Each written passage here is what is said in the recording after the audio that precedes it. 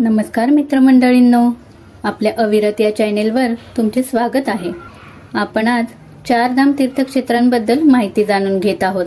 आतापर्यंत आपण जगन्नाथपुरी आणि रामेश्वरम या तीर्थक्षेत्रांची माहिती पाहिली, तर आज आपण उत्तराखंडमधील बद्रीनाथ मंदिराबद्दल माहिती जाणून घेऊया। तर चला तर मग जाऊया उत्तराखंडमधील बद्रीनाथ मंदिराकडे।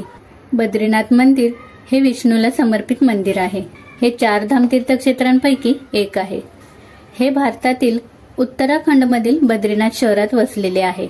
हिमालयीन प्रदेशात अत्यंत प्रतिकूल हवामानामुळे ते दरवर्षी 6 महिने म्हणजेच एप्रिलच्या शेवटी सुरू होऊन नोव्हेंबरच्या सुरुवातीदरम्यान खुले असते। हे मंदिर चमोली जिल्ह्यातील गढवाल टेकडीवर अलकनंदा नदीच्या काठावर डोंगराळ भागात आहे। डोंगराळ प्रदेश सरासरी समुद्र सपाटीपासून 3133 मीटर उंचीवर आहे। नर पर्वत मंदिराच्या समोर आहे, तर नारायण पर्वत नीलकंठ शिखराच्या मागे आहे। आदि शंकराचार्य यांनी 9व्या शतकात बद्रीनाथाची तीर्थक्षेत्र म्हणून स्थापना केली।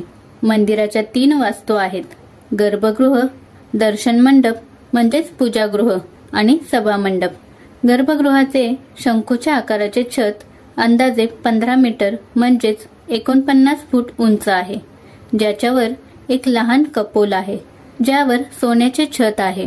दर्शनी भाग दगडाने बांधलेला असून त्याला कमानदार खिडक्या आहेत। एक रुंद जिना मुख्य प्रवेशद्वारापर्यंत जातो। एक उंच आणि कमानदार प्रवेशद्वार आहे। अगदी आत एक मंडप आहे। सभा मंडपाच्या भिंती आणि खांब गुंतागुंतीच्या कोरीव कामांनी मढविलेले आहेत। मुख्य मंदिरात बद्रीनारायणाची 1 फूट उंच शालिग्राम म्हणजेच काळ्या पाषाणात बनवलेली मूर्ती आहे, जी बद्रीच्या झाडाखाली सोन्याच्या छत्रात ठेवली आहे। बद्रीनारायण देवतेच्या एका हातात शंख आणि दुसऱ्या हातात चक्र आहे आणि इतर 2 हात योग मुद्रा म्हणजे पद्मासन मुद्रेत त्यांच्या मांडीवर विसावलेले दाखवतात। गर्भगृहात संपत्तीच्या देवता म्हणजेच कुबेर, नारद ऋषी, नर आणि नारायण यांच्या प्रतिमा देखील आहेत। मंदिराभोवती आणखी प्रतिमा आहेत, ज्यांची पूजा केली जाते। यामध्ये विष्णूची पत्नी लक्ष्मी, नारायणाचे वाहन गरुड आणि नवदुर्गा यांचा समावेश होतो। मंदिरात लक्ष्मी नरसिंह आणि संत आदि शंकराचार्य, नर आणि नारायण, घंटाकर्ण, वेदांत देशिका आणि रामानुजाचार्य यांची तीर्थे आहेत। मंदिरातील सर्व देवता काळ्या पाषाणापासून बनविलेल्या आहेत।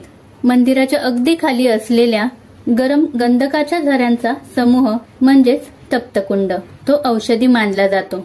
अनेक यात्रेकरू मंदिरात जाण्यापूर्वी झऱ्यात स्नान करणे आवश्यक मानतात। मंदिरातील 2 पाण्याच्या तळ्यांना नारदकुंड आणि सूर्यकुंड असे म्हणतात। 16व्या शतकात गढवालच्या राजाने सध्याच्या मंदिरात मूर्ती हलवली आणि 17व्या शतकात मंदिराचा विस्तार केला। हिंदू पौराणिक कथेनुसार या ठिकाणी विष्णू ध्यानस्थ बसले होते। त्यांच्या ध्यानादरम्यान विष्णूला थंड वातावरणाची कल्पना नव्हती। त्यांची पत्नी लक्ष्मी यांनी बद्री वृक्षाच्या रूपात त्यांचे संरक्षण केले। लक्ष्मीच्या भक्तीने प्रसन्न होऊन विष्णूने त्या ठिकाणाचे नाव बद्रिका आश्रम ठेवले। विष्णू पुराणात बद्रीनाथाच्या उत्पत्तीची 2री आवृत्ती सांगितली आहे। परंपरेनुसार यमाला नर आणि नारायण हे 2 पुत्र होते। ही दोन्ही हिमालय पर्वताची आधुनिक नावे आहेत।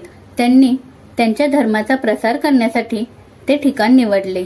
आश्रमस्थान उभारण्यासाठी आदर्श जागा शोधत असताना त्यांना पंचबद्रीच्या इतर 4 बद्री भेटल्या। ते म्हणजे आदि बद्री, पृथा बद्री, योगध्यान बद्री आणि भविष्य बद्री। शेवटी त्यांना अलकनंदा नदीच्या मागे उष्ण आणि थंड झरा सापडला आणि त्याला बद्री विशाल असे नाव दिले।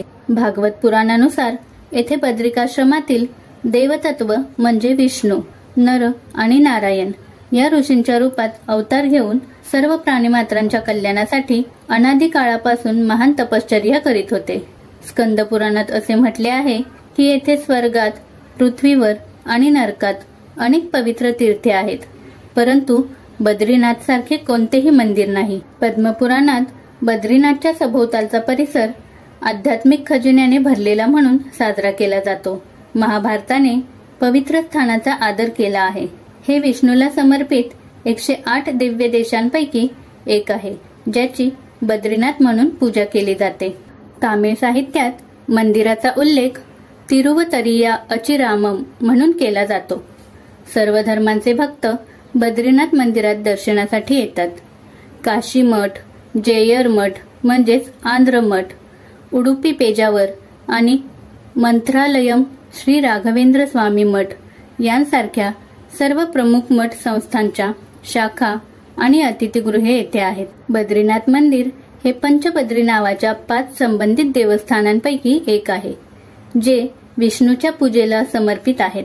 त्या 5 मंदिरांमधील पहिले मंदिर विशाल बद्री, जे बद्रीनाथ मधील बद्रीनाथ येथे स्थित आहे. दुसरे मंदिर योगध्यान बद्री, जे पांडुकेश्वर येथे स्थित आहे. तिसरे मंदिर भविष्य बद्री, जे सुबेन येथील ज्योतिर्मठापासून 17 किलोमीटर अंतरावर स्थित आहे. चौथे मंदिर वृद्ध बद्री, जे अनिमठमधील ज्योतिर्मठापासून 7 किलोमीटर अंतरावर स्थित आहे. आणि 5वे मंदिर अडिबद्री, जे कर्णप्रयागपासून 17 किलोमीटर अंतरावर स्थित आहे. बद्रीनाथ मंदिरात आयोजित केला जाणारा सर्वात प्रमुख उत्सव म्हणजे माता मूर्तिका मेळा, जो पृथ्वीवर गंगा नदीच्या अवतरणाचे स्मरण करतो. बद्रीनाथच्या मातेने ज्याने पृथ्वीवरील प्राण्यांच्या कल्याणासाठी नदीचे 12 वाहिन्यांमध्ये विभाजन केले असे मानले जाते, तिची सणादरम्यान पूजा केली जाते. ज्या ठिकाणी नदी वाहत होती ती बद्रीनाथाची पवित्र भूमी बनली असे म्हटले जाते. बद्री केदार उत्सव जून महिन्यात बद्रीनाथ मंदिर आणि केदारनाथ मंदिरात साजरा केला जातो. हा उत्सव 8 दिवस चालतो. हिवाळ्यासाठी मंदिर भद्र द्वितीयाच्या शुभ दिवशी ऑक्टोबर-नोव्हेंबर दरम्यान बंद असते. अखंड ज्योती 6 महिने टिकण्यासाठी तुपाने भरलेला दिवा लावला जातो. हिंदू दिनदर्शिकेतील आणखी एक शुभ दिवस म्हणजे अक्षय तृतीयेला एप्रिल ते मेच्या दरम्यान मंदिर पुन्हा उघडले जाते.